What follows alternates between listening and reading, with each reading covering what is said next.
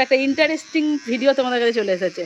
তো সোমকে চুল কেটে দিয়েছি, মা হবে এখন ক্যামেরাম্যান। ওরা বলছে নিয়ে যাবে জবা গাছটা, কেটে দিচ্ছে। রোজ জল দিবি কিন্তু গাছে। লেবু গাছে অনেকদিন আগে দিয়েছিলাম, পাড়া গাঢ় করে দিতে হয় যাতে না শুকিয়ে যায়। তুমি এক ঢ্যাঁড়স, তাই জন্য ও ঢ্যাঁড়স সিদ্ধ করছে। হ্যালো, ওয়েলকাম টু কুণাল পাত্র ব্লগস। কেমন আছো সবাই? আশা করছি সবাই ভালো আছো। আগের দিনের ব্লগে তোমরা দেখেছিলে অ্যাকোরিয়ামের মাছ এক জায়গা থেকে এক জায়গায় ট্রান্সফার করেছিলাম। কি লাফাই গো আর মাছ। হ্যাঁ, বিউটিটা জানি না কতটা বুঝতে পারছো। তো আবার এটাও দেখেছিলে মাছে ডিম দিয়েছে। বাচ্চাগুলো ফুটি তার মধ্যে আবার ডিম দিয়ে দিয়েছে। দেখো এই হচ্ছে পিতামাতা, তোমরা দেখতেই পাচ্ছ। এবার পিতামাতাদের বাচ্চারা আগের বাচ্চারা কোথায়? ওই যে উডের ওইখানে, আশা করি তোমরা বুঝতে পারছো। এই যে বাচ্চাগুলো ঘুরছে।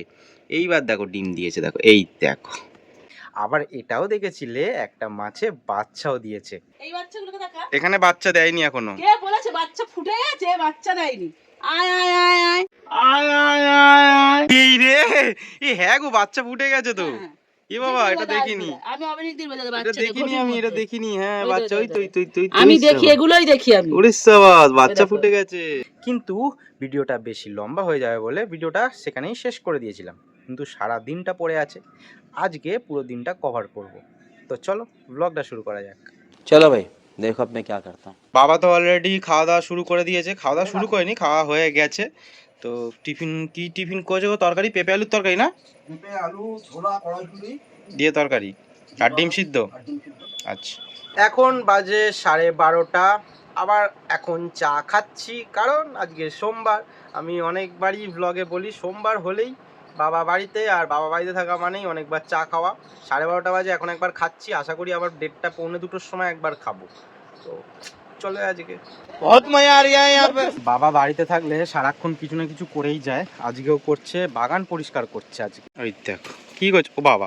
তো শুকনো ডাবগুলো আবার এখানে জড়ো করছি, রান্না করা যাবে। তো অনেকটা জায়গা পরিষ্কার করেছো তো দেখছি। হ্যাঁ, ওইখানে বাহারি গাছগুলো আছে কিন্তু তুলে ফেলো না। ওই যে বাড়ি গাছ হয়েছে কয়েকটা, ওগুলো তুলে তুলে বসাবো, পরে অন্য জায়গায় বসাবো। হ্যাঁ, ও আচ্ছা ঠিক আছে, তুমি কানা না জানি। ঝট করে নিয়ে চা খাবো। তো আমি স্নানটা করে নিই, তারপর চা করবে, ঠিক আছে? আমি স্নানটা করে নিই ততক্ষণে। এখন সময় 1:52, আমি আর বাবা খাচ্ছি আবার চা। বাবার ড্রেস আপ একই পুরো রয়েছে একদম। আবার এসছে সোহমের চুল কেটে দেবো আমি এখন। ডিম দেখেছিস? হ্যাঁ, ও তো ট্রিমার। সোম অর্ধেক নিজেই ট্রিমার মারতে পারে, কিছু কিছু জায়গায় হাত যাবে না, ওই জন্যই তো আমি করে দেবো। দেখো একটা ইন্টারেস্টিং ভিডিও তোমাদের কাছে চলে এসেছে। তোমরা সবাই সোমকে চেনো, নতুন সেলুন খুলেছি। যে এই শুকচরে যে চুল কাটবে চলে আসবে এখানে প্রতাপ সঙ্গে। আমি ভাবলাম তুই কেটে কুটে ফেলবি বোধহয়, ভালোই করছিস। কাটে না, আমি জানি কাটে না, কিন্তু আমার ওকে বলছিলাম কালকে যে আমার একটু ভয় ভয় লাগছে যে কাট কেমন, জানি কিছু হয় না, তাও চুল জড়িয়ে যায়। তো এটা জড়াচ্ছে না দেখি। সেলুনে ওই নরমালগুলোর আগে চুলগুলো জড়িয়ে যায়। A few moments later. সোমকে চুল কেটে দিয়েছি। তো এইবার হেভি লাগছে কাটাপ করার মতন। কত চুল মাথায়, কোকড়া চুল না অনেক, ওই জন্য। দেখি সোম একবার দাড়িটা দেখি।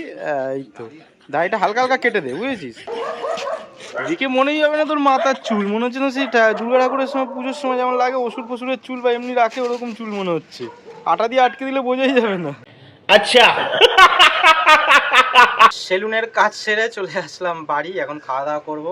মা বাবার তো খাওয়া শেষের দিকে প্রায়। মা বাবার খাবার শেষ? হ্যাঁ, সবে শুরু করেছি। ওই অর্ধেক তো হয়ে গেছে, দু রকম দিয়ে তো খাওয়া হয়ে গেছে, মানে তো হাফ খাওয়া হয়ে গেছে। হ্যাঁ, তো সেদ্ধ খাওনি এখনো? না। ও, মাছ তো তাহলে দেখো না, দেখো মাছ তো প্রায় শেষ। তোমার জন্য আমি বসি আর তুমি আগে খেয়ে নিচ্ছ। তুই বাইরে গেছিস বন্ধু বান্ধবের সাথে, এখন আড্ডা দিচ্ছিস, আমি বসে থাকবো ভাত নিয়ে, আমার কাজ নেই।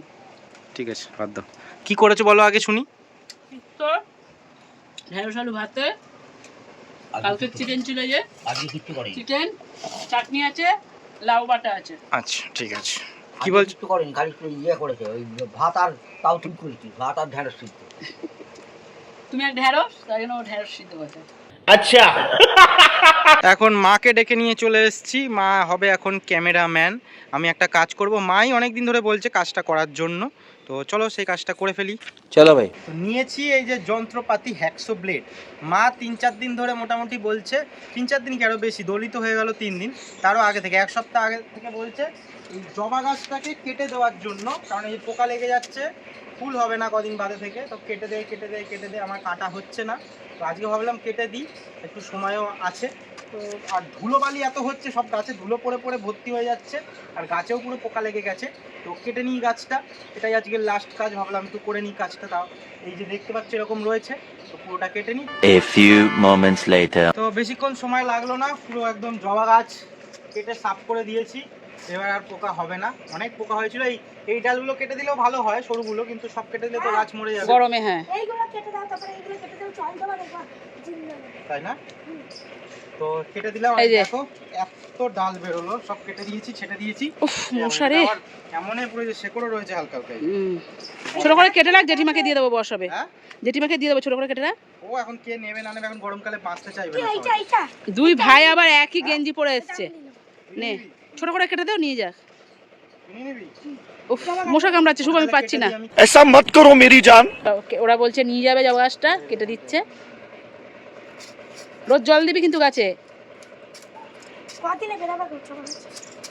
শুভ একটা ছোট করে টুকরো করে, একটা শুভটা ছোট করে কেটে দেব, নিচে একটু থাক থাক ওরম থাক। আমি একটা লেবা আমি এই তোরা কোথায় পুঁতবি এসব?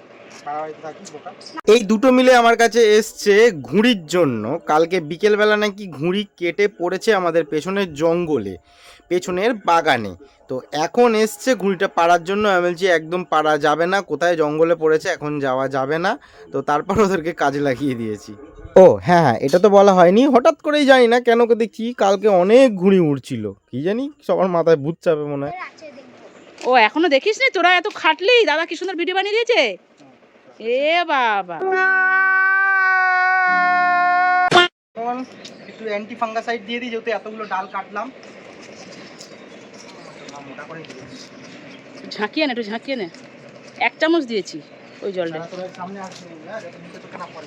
অ্যান্টিফাঙ্গিসাইডটা কিনে আনার পরে আমি হয়তো 2বার গাছে দিচ্ছি। মা তো প্রায় দিনই সব গাছে পারলেই দিয়ে দেয়, বন জঙ্গল গাছে পারলেও দিয়ে দেয়, গুলে গুলে সব গাছে দেয়, নাকি পোকামাকড় চলে যাবে। তো পোকামাকড় যাওয়ার তো কাজ এটা করে না, কিন্তু মাকে কে বোঝাবে। তবে আজকে গোলাপ গাছে যত কুঁড়ি ছিল, এই গোলাপ গাছে, এই গোলাপ গাছে, এই গোলাপ গাছে যত কুঁড়ি ছিল, সব কুঁড়িগুলো কেটে দিয়েছি। কারণ এখন আর ফুল নেবো না, ফুল এখন আর হবে না, ফুল এখন আর হবে না। ওইটা একটা হয়েছে। তাই একটাই হয়েছে, আর হবে না ফুল। তো এগুলো তো একটু অ্যান্টিফাঙ্গাস দিয়ে দেবো, এখন আর ফুল হবে না, ফুল হলে গাছটা আরও নষ্ট হয়ে যাবে, সেই জন্য সব কেটে দিয়েছি আজকে। এই পাতিলেবু গাছটার অবস্থা ভীষণই খারাপ হয়ে রয়েছে, সামনে থেকে দেখে বোঝা যাবে না। 1 সপ্তাহ আগের ব্লগ দেখলে বুঝতে পারবে তোমরা যে কি অবস্থা হয়ে রয়েছে। এর আগে অ্যান্টিফাঙ্গিসাইড দিয়েছিলাম, আজকেও একটুখানি দিয়ে দিচ্ছি। আজকে তো অনেকগুলো কাজ হলো, আড্ডা হলো, মজা হলো, চুল কাটলাম, সেলুনও খুললাম, সব কিছু হলো। আজকের জন্য টাটা বলছি সবাইকে, সবাই ভালো থেকো, সুস্থ থেকো, সাবধানে থেকো, নিজের যত্ন নিও, পরিবারের খেয়াল রেখো। টাটা টাটা করে দে, টাটা করে দে, টাটা।